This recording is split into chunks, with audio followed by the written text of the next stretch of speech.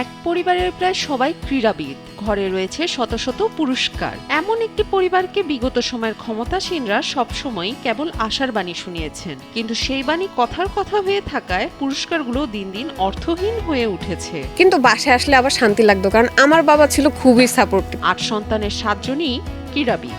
থানা পর্যায় থেকে শুরু করে জাতীয় পর্যায় পর্যন্ত রয়েছে অগণিত পুরস্কার প্রাপ্তির রেকর্ড। তবে এগুলা সবই এখন মূল্যহীন এই পরিবারটির কাছে। ছেলে মেয়েদের পড়াশোনার পাশাপাশি পরম যত্নে ও নানা প্রতিকূলতার মধ্য দিয়ে বড় আশা নিয়ে এক একজনকে তিলে তিলে তৈরি করেছেন ক্রীড়াবিদ হিসেবে। প্রাইমারি টিচার, প্রধান শিক্ষক শাহ আলম স্যারকে জানানো হলো যে সুমাইয়া আক্তার খুশি প্রথম স্থান অধিকার করে। বলেছিল যে আমাদের বিদ্যালয়ের সুমাইয়া আক্তার খুশি সারা বাংলাদেশের ভিতরে প্রথম স্থান অধিকার করে। ভেবেছিলেন এই স্বীকৃতিগুলো একদিন সন্তানদের ভবিষ্যৎ গড়ার সোপান হয়ে কাজ করবে। সেই আশায় ঘুরে বালি পড়েছে। হতাশা আর ক্ষোভ পুরোপুরি গ্রাস করেছে তাকে। বলছি ভোলা সদর উপজেলার ভেদুরিয়া ব্যাংকের হাট এলাকার বাসিন্দা জহুরুল ইসলামের কথা। তার কথা শুনলে মনে হয় ছেলে মেয়েদের ক্রীড়াবিদ হিসেবে গড়ে তুলে বড়ই ভুল করেছেন তিনি। আমার চেষ্টা যতটুকু ছিল এই চেষ্টা দিয়া ওদেরকে লেখাপড়া শিখাইছি এবং খেলাধুলা করাইছি। খেলাধুলা সব গুণই জাতীয় পর্যায়ে গেছে।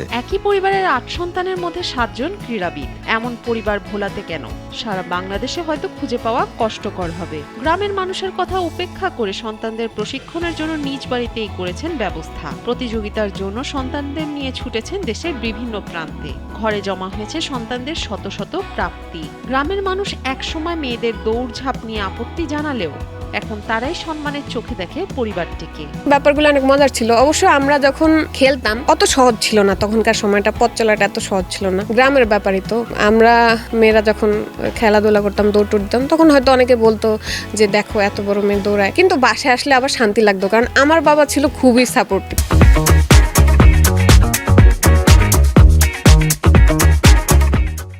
বিগত সরকারের আমলে এমপি, মন্ত্রী ও সরকারি আমলাদের হাত থেকে পুরস্কার নেওয়ার সময় তারা জহিরুলকে সন্তানের উজ্জ্বল ভবিষ্যতের আশ্বাস দিলেও বাস্তবে এর ফল পায়নি তিনি। বরং সরকার কোনো ধরনের সাহায্য তো দূরে থাক, খবরও নেয়নি বলে অভিযোগ জহিরুলের। কিন্তু এটার বিনিময়ে যে সরকার আমাদেরকে কোনো সহযোগিতার সুযোগ সুবিধা দেয় নাই। চাকরি বাকরির ক্ষেত্র না, আর্থিকভাবেও না, কোনোভাবেই আমরা কিছু পাইনি। ঘরের যখন সবাই ক্রীড়াবিদ, তখন কি আনবে পুরস্কার?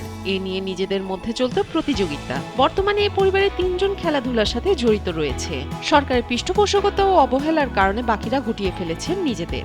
যাদের অনেক প্রতিভা আছে কিন্তু তারা আসলে জায়গা খুঁজে পাচ্ছে না, কিভাবে কি করা যায়, কিভাবে তাদের প্রতিভাটা তারা তুলে ধরবে। মানে প্রতিভা অন্বেষ করে নেয়ার মতো কোনো কার্যক্রম বাংলাদেশ ওইভাবে পরিচালনা করে না। তবে এই ঘরের সর্বকনিষ্ঠ ক্রীড়াবিদের চোখে মুখে এখনো রয়েছে স্বপ্ন। ছোটদের অনুপ্রেরণা দিচ্ছেন বড়রা। তাদের স্বপ্ন শুধু জাতীয় পর্যায়ে নয়, আন্তর্জাতিক পর্যায়ে অংশ নিয়ে নিজের দেশের জন্য পুরস্কার অর্জন করা। আমি বড় হয়ে আরো ভালো খেলোয়াড় হয়ে বাংলাদেশের বাইরে খেলতে যেতে চাই। আমি ভাই বোনদের মতন মেডেল পেতে চাই, বাইরের দেশে খেলতে চাই। এই পরিবারটির দাবি, খেলাধুলায় অনুপ্রেরণা জোগানোর পিছনে সবচেয়ে বেশি অবদান তাদের শিক্ষক কামরুল হাসানের। তিনিই সবচেয়ে বেশি অনুপ্রাণিত করেছে ক্রীড়াবিদ হয়ে বড় হওয়ার জন্য। 7 জনই ক্রীড়াবিদ ছিলেন, যারা সচরাচর খেলাধুলার মাধ্যমে আমার ভোলা জেলার সুনাম অর্জন করেছে এবং জাতীয় পর্যায় পর্যন্ত তারা স্বর্ণপদক এবং রূপপদক পেয়েছে। যে কোনো প্রয়োজনে সবসময় পরিবারের পাশে থাকবে বলে জানালেন ভোলা ক্রীড়া সংস্থার অতিরিক্ত সাধারণ সম্পাদক মুন্তাসির আলম রবিন চৌধুরী। আমরা বিগত দিনে চেষ্টা করেছি যাতে ওনার মেয়েরা উন্নত প্রশিক্ষণের মাধ্যমে জাতীয় এবং আন্তর্জাতিক পর্যায়ে বিভিন্ন টুর্নামেন্টে অংশগ্রহণ করতে পারে।